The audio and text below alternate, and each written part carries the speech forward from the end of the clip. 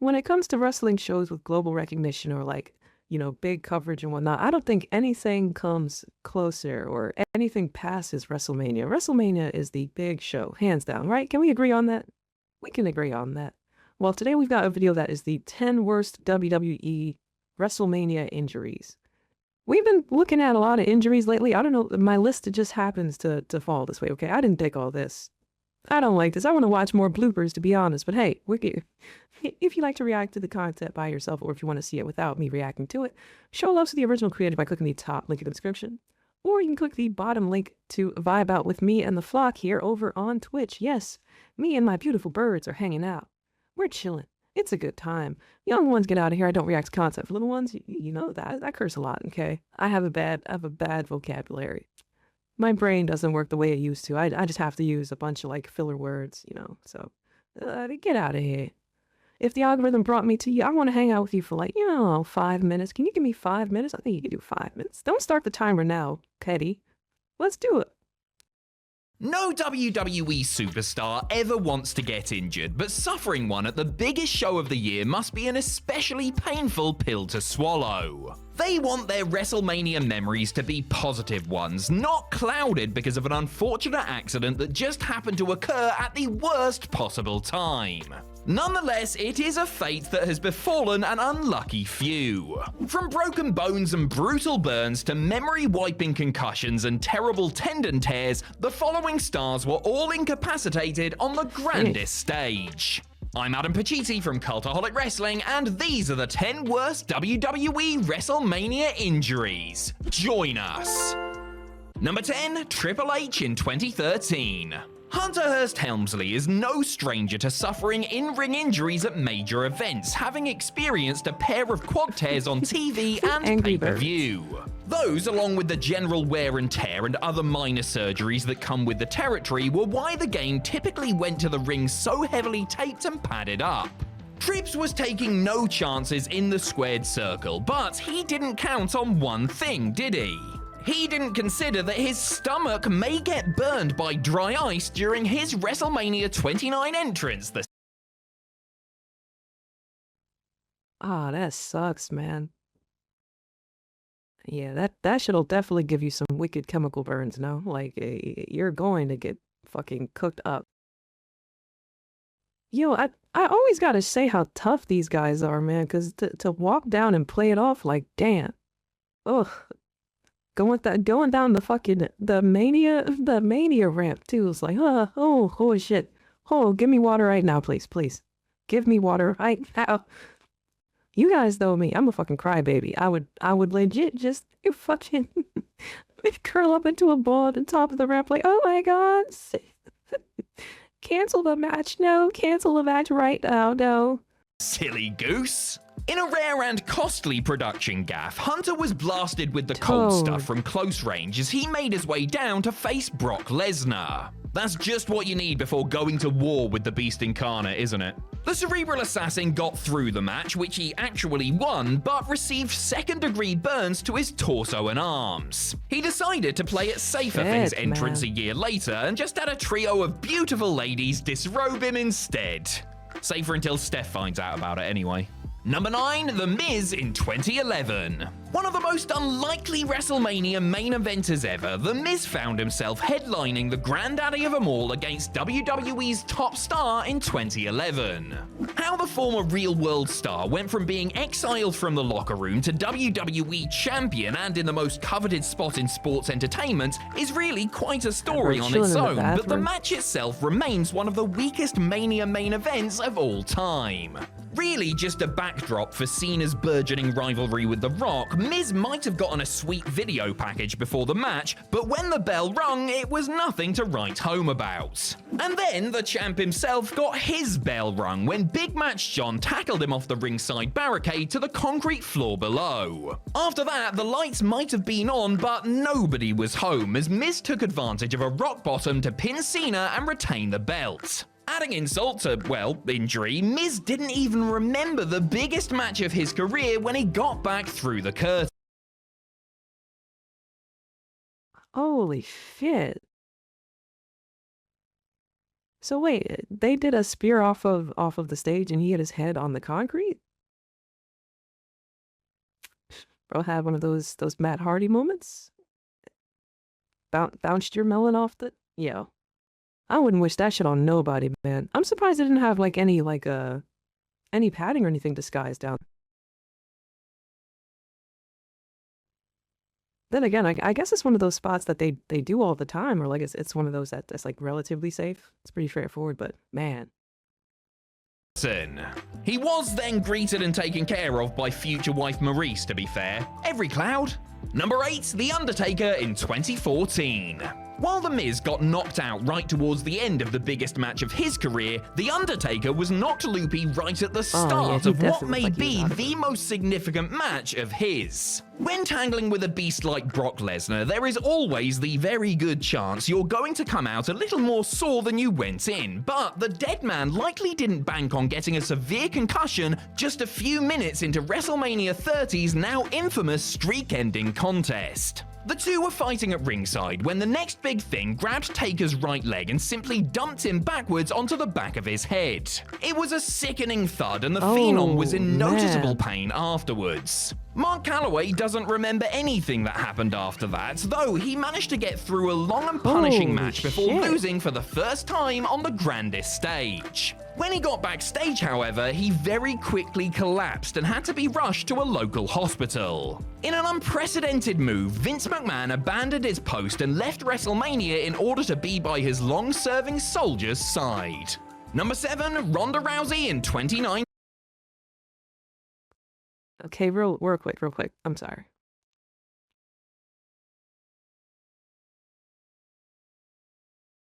I want to see the image again, dude. That Undertaker's a tall ass dude too, so to get fucking dunked like that, you know Lesnar had to throw him right leg hard, and simply bro, dumped right? him. He had to push his leg back hard. Bro ended up fucking legs up. Jeez, dude.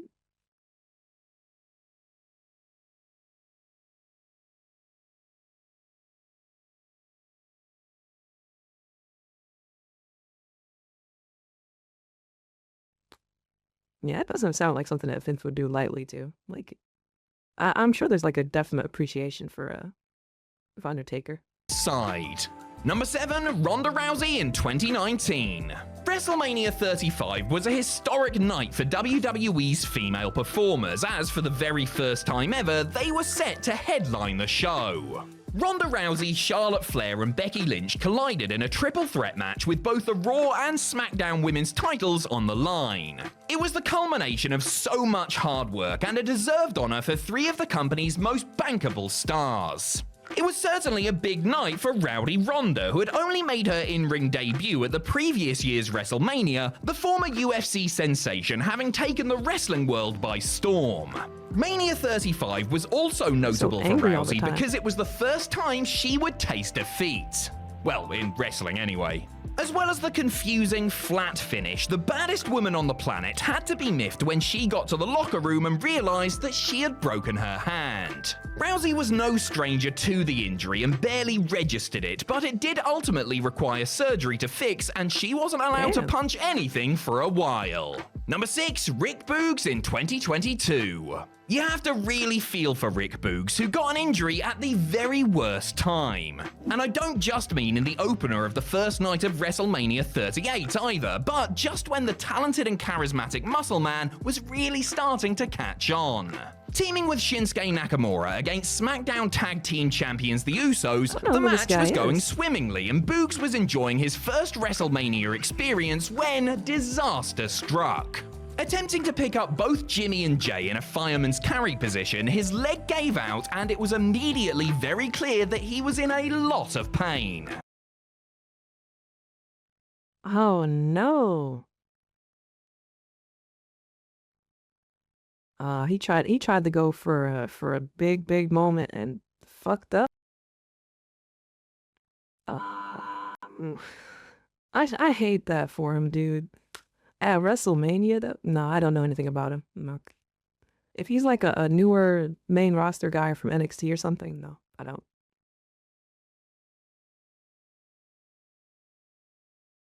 The match was... That sucks. Those leg injuries are the fucking worst, dude. Hastily wrapped up and Boogs was helped to the back. Posting about the injury after, the Axeman explained that the doctor told him his quad muscle was too strong and flexing so hard that it ripped his quad and patella tendon fully off the bone. What the fuck? That is fucking terrifying, bro.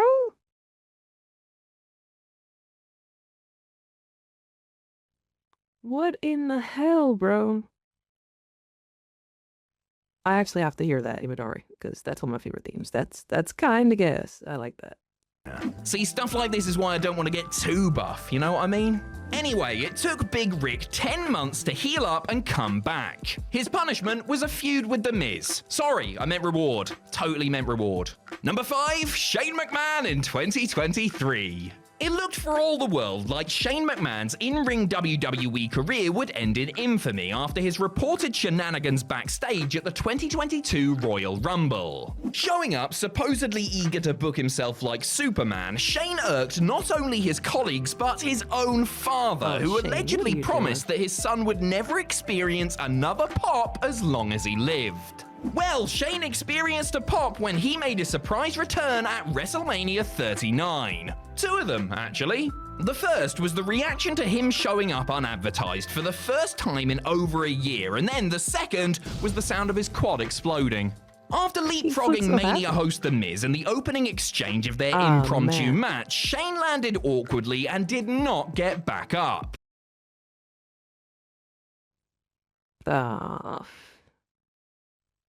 That shit gotta run in the family, man. They got weak legs. Your legs weak as hell. I feel bad for you, though. Incredibly, WWE Hall of Famer Snoop Dogg was on hand to save the day and spark out Miz before hitting a crowd-pleasing people's elbow to end the segment. Here's hoping McMahon heals up quick from his torn quad and is back in time to fulfill his dream and win the 2024 Royal Rumble. Did that just date this video? Alright. Though perhaps I shouldn't mention McMahon, torn quad, and Royal Rumble in the same sentence, you know?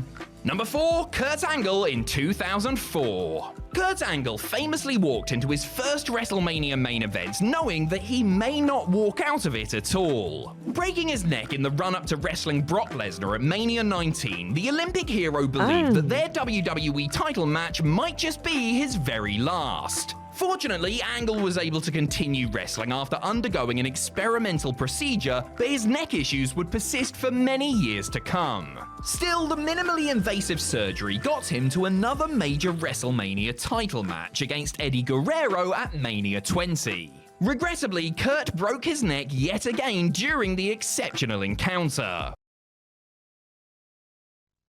Oh my goodness, man. I'm surprised Kurt isn't like paralyzed by now, man. That many fucking neck injuries is... You gotta be fucking built way differently. Constructed irregularly. Manufactured uniquely. This man is not... He is not human. I'm so glad we still have Kurt with us to this day, man. And I'm surprised he had like an even crazier career after, like the WWE run. That is fucking crazy. It wasn't too long after that he began experiencing those all too familiar feelings of numbness in his hands and fingers. Angle genuinely feared his career would be over since it was his 4th neck break in total and the doctor had already performed surgery on him twice within the previous year. Yo, they said the fucking 4th neck break in total? Dog.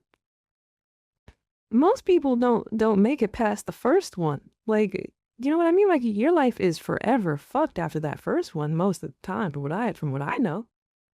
4th? And still choosing to wrestle? Oh, yeah. I need to read a biography or something. We need a Kurt Angle biopic. We need one right now. Please.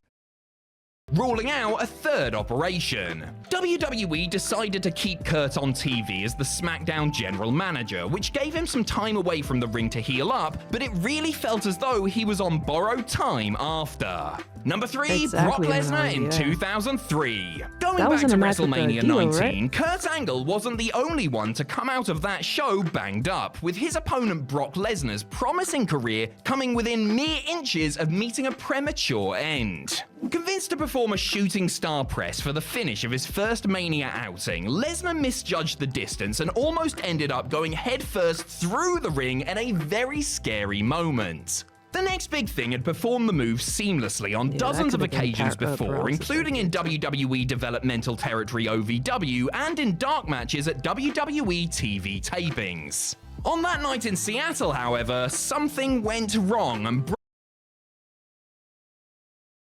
Is this the real Oh, man.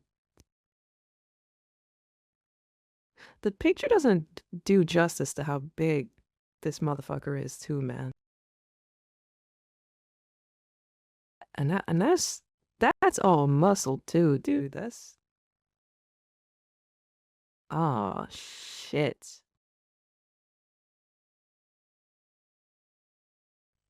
The fact that this guy could fly through the air at all, like back then, was like, what? How did you discover you could do this fucking move? Brock came up short of his intended target. He would later claim that he didn't feel comfortable executing the shooting star press on the day and thanked the late Kurt Hennig for talking him out of using the move altogether before he made the main roster. But he was pressured into doing it by upper WWE management as it would be the perfect WrestleMania moment. It was a WrestleMania moment, alright, but not the kind that Lesnar, who suffered a nasty concussion, wanted. Number 2, Jimmy Uso in 2020. WrestleMania 36 really was a WrestleMania like no other. The world may have shut down due to the COVID-19 pandemic, but WWE forged ahead in their bid to entertain everyone living in lockdown. Spread out over 2 nights, the matches were mostly pre-taped in a sanitized performance center, with a couple of them notably being of the cinematic persuasion. In some ways, this gave WWE a lot more control over Mania's presentation, but one thing they couldn't control was injuries. Not only did The Undertaker knack his arm while punching glass filming his last Ride Swan song, but Jimmy Uso completely blew out his ACL just a minute into his ladder match with John Morrison and Kofi Kingston. You wouldn't expect that Jimmy hurt himself by jumping 4 feet off a ladder and landing on his feet, but he did. Amazingly, Jimmy then... Yo, just 4 feet? That's what always trips me out, man. Like, I hate to have to repeat myself about this, but it's like always the little shit that's like, what do you mean? What do you mean he blew his ACL? Like, what do you mean his leg snapped from coming out the second turnbuckle in the case of Sid? Like, what do you mean? These motherfuckers do the craziest stunts day in and day out, and then, like, Seth Rollins goes for a fucking a turnbuckle powerbomb thing. Leg cooked. Knee cooked. How? Ugh. Wrestling is a fucking Campbell, dude. These guys gotta be held together by, like, duct tape. Literally in the case of Sabu. went on to perform many dangerous moves and stunts in the near 20-minute encounter. Jimmy himself couldn't believe that he hurt himself on something so relatively simple, or that he pulled everything else off while wrestling essentially on just one leg. It would take him almost 14 months to return to active competition. Number 1, The Rock in 2013. If you're wondering why The Rock hasn't... 14 months. 14 months from a 4-foot drop. As a kid, I literally used to be the weird doofy kid that would jump off the slide.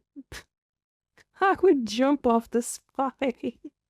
You want to know why though? Little tangent. You want to know why? Because we had the plastic slides that had like that static electricity, and they had these little metal beads down the slide, and I would get popped, and I didn't like that. I didn't like the feeling of getting shocked, so I would jump off the slide that had to be higher than 4 feet off the ground, and I didn't blow my fucking ACL out. What the hell? That shit ain't right, vid. It ain't right. Justice for Jimmy. stepped back into the ring, besides that 6-second squash of Eric Rowan, since losing to John Cena at WrestleMania 29, all you have to do is look at his headline match with John Cena at WrestleMania 29. While dropping the WWE title to Big Match John at the Showcase of the Immortals, the most electrifying man in all of entertainment tore everything, pretty much. According to Dwayne Johnson, he tore the top of his quad off his pelvis, which caused a chain reaction, causing a tear to his abdominal and abductor muscles, as well as giving... Wait. Or had a fucking chain reaction of just hella muscles getting cooked? No shot. According to Dwayne Johnson, he tore the top of his quad off his pelvis, which caused a chain reaction, causing a tear to his abdominal and abductor muscles, as well as giving him a hernia. Despite no doubt being in absolute agony, he managed to make it through a match that went a not insubstantial 24 minutes. Not only did the injury result in triple hernia surgery, but it also caused the production of Hercules to be rescheduled to accommodate the star's recovery. But it gets worse too, because the injury also robbed the People's Champion of his perfect set of abs, leaving him with a rather pathetic 5.5 pack. 5.5 pack? What the hell? I never noticed that. Yo, I didn't even know you could have more than one hernia at once. What the fuck? That shit's scary, bro.